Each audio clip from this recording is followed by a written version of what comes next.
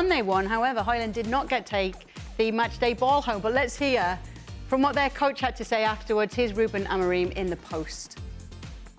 Rasmus, Hojlund and Aage were unhappy with each other at the final whistle for not having passed to each other in 2 late breaks.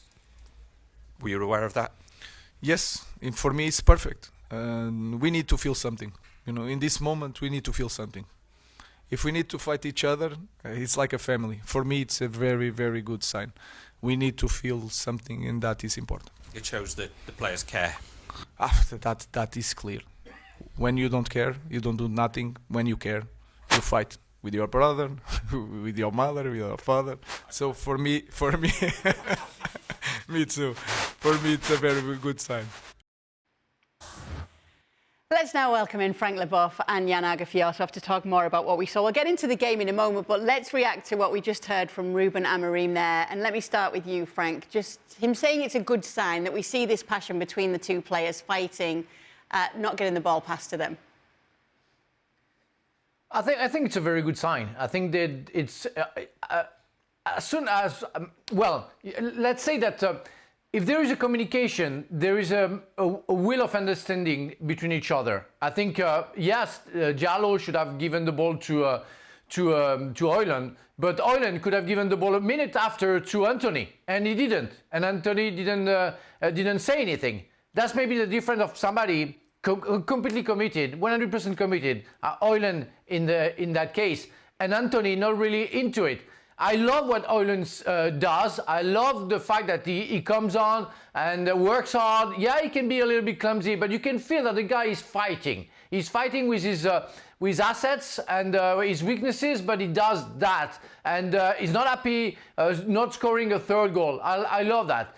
It's sad that he does on Diallo, which is maybe the most talented player so far for Manchester United, and lately was showed the way to play football in a good way. So it's just sad for that. But otherwise, I'm 100% with Hojlund. You have to communicate. You have to show your anger and to share it with your teammates. Jan, you're nodding along there. The presence of Hojlund proved to be the difference today for United.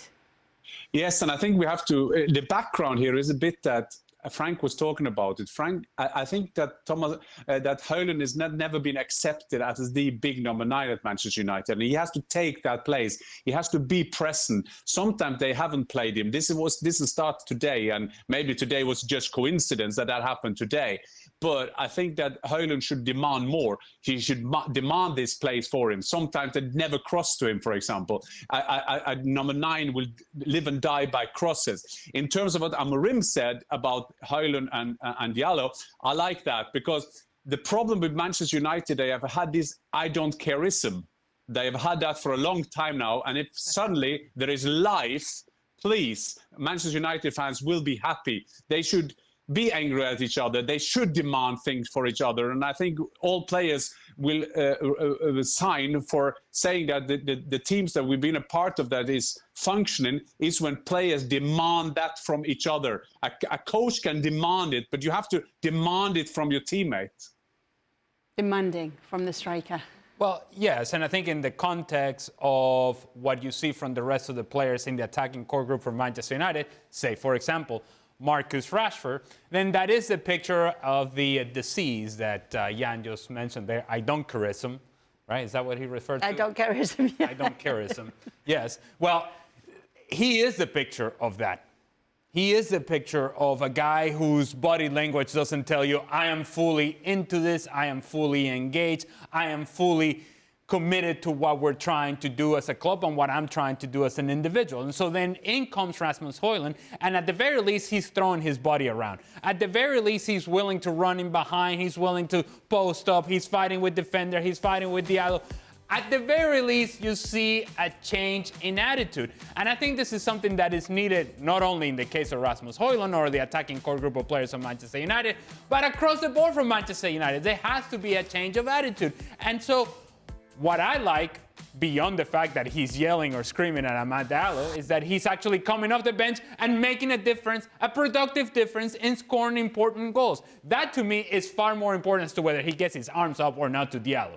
Now, yeah, as a striker, you're on 2 goals, you feel hot, you feel good, you feel like every ball that you touch is about to go into the back of the net, then of course you want the ball played to you all the time, and of course the hands will go up in the air. I think we would be having a different discussion if this game had ended 2-2 or it had ended 3-2 for Viktoria Plzen, and all we see is from Rasmus Hojlund getting his arms up. That's what winning the game does for you, that this feels like it's a good thing instead of, oh my goodness, all they're doing is pointing the finger at each other. Now, because they've won the match, and Amorim says, yes, we need this passion, and yes, we won, and yes, this is growth, and yes, this is evolution, now then it feels like we're heading in the right direction. What I like from Hojlund is the impact of the bench in production of goals, in production in terms of his style of play, and the attitude with which he played the game. The fact is sometimes that it's easy for old school players like myself and in our generations to think this playing from the back. Fair enough. The playing from the back will be here to stay. But it's interesting to see that in the old days, we said that the player who didn't understand the game was in goal. I'm not saying that is today in 2024. I'm just saying what it used to be. The interesting thing now, when you're going to play out from the back, then the goalkeeper, who are not supposed to be the playmaker of the team, have the most touches. And not even make it even worse, he is doing it in a region. If you're doing a mistake like Onana did there, as we see every weekend in the Bundesliga or in the Premier League, this is a failure. It's a goal against, and that's why any modern manager can explain to me, play out from the back is good because we're going to do this. That's fair enough. You can convince me maybe, but don't convince me that when the player who has the less ability to read the game, and I know there are exceptions, sorry goalkeepers, but he is the guy who's going to have the ball all the time. That I will never understand. Not only is this a physical error in terms of not being able to complete the pass, more importantly, it's a mental error in reading the game. Even if he completes the pass to Matthijs de Ligt, de Ligt's got 3 guys around him facing his own goal. So what else is de Ligt going to do with the ball? The ball's going to come back to Onana, and Onana's going to hit it long because guess what? The pressure is eating you alive. There's another shot in this particular play in which Casemiro, who can see more of the field and has more wherewithal in terms of where this ball should go, he is pointing to Onana out wide, man. Hit it out wide, over there, over to the other side. No, not here, there. And I can imagine a player like Casemiro who no longer can move the way that he once did, but can still see the game.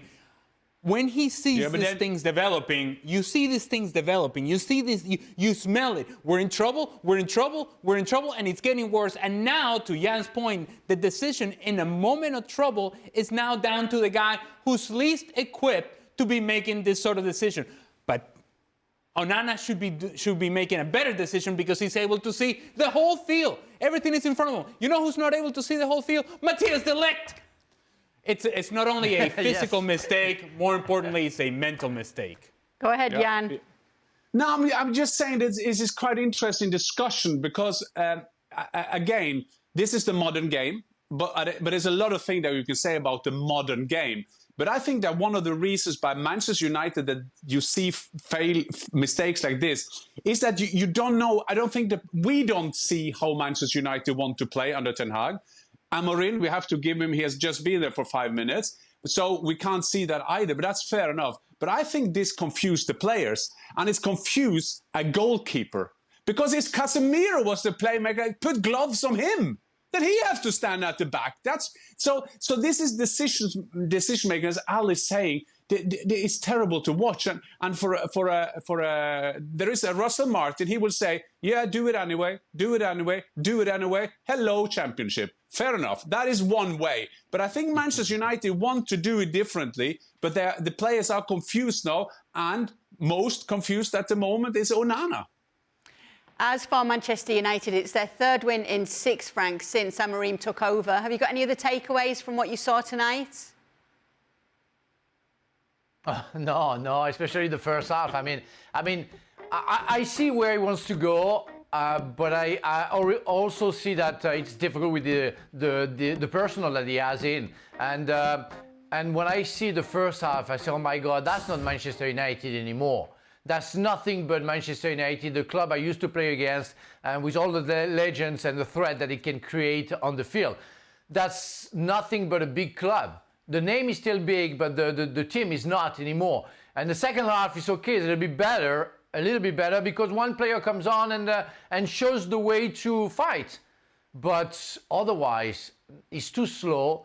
Some people are hiding. I'm very concerned about Marcus Rashford. The French commentators say, well, I think Rashford is so bad that he's going to live in the winter market. But where? Yeah. How? Nobody wants to buy a player like that. I mean, you have to spend so much money and you have to pay a big wage. Nobody wants to put any wage on Marcus Rashford. And I highly rank him. I saw what he's capable of doing. But mentally, my God, the guy is not there. He's not there anymore. He doesn't care. He doesn't want to play. But nobody wants to hire him. So and you have like 5 or 6 players like that at Manchester United. So I think we had that discussion yesterday with Craig and Ali.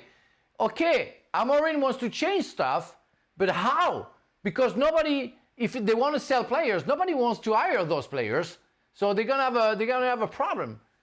Let's see. There will be a question about Marcus Rashford in the next edition of Extra Time. Get ready, Jan, because there's also a hair question as well. Okay. Make sure to check it out over on our YouTube channel. I think by default that Every question single would be day. to Jan.